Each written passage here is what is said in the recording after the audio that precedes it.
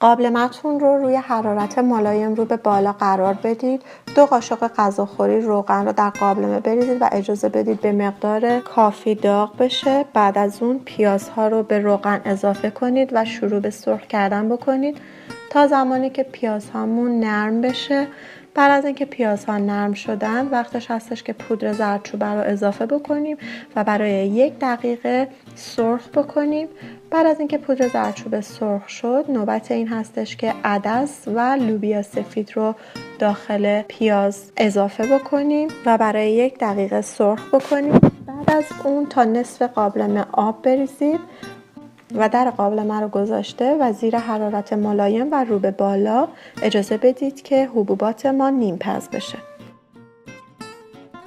بعد از اینکه حبوبات به صورت نیم پز شد وقتش هستش که هویج رو اضافه بکنیم. همچنین بلغور رو اضافه میکنیم، هم میزنیم و دوباره در قابلمه رو گذاشته این بار با حرارت ملایم رو به پایین اجازه میدیم که تمام حبوبات و هویج ما کاملا بپزه. همونطور که میبینید هویج ما الان کاملا پخته.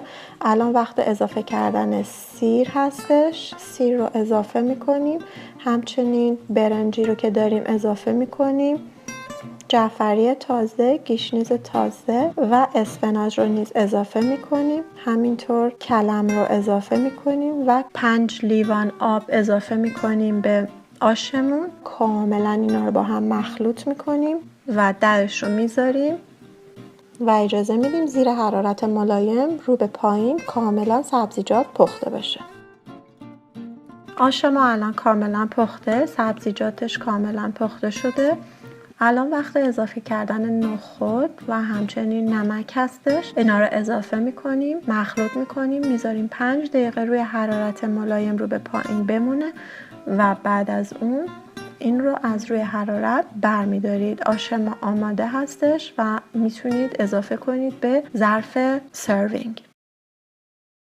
بعد از اینکه آش رو به ظرف سروینگ اضافه کردید اگر دوست داشته باشید میتونید اینو با ماست میل بکنید. اینو کاملا با ماست میتونید مخلوط بکنید و میل بکنید.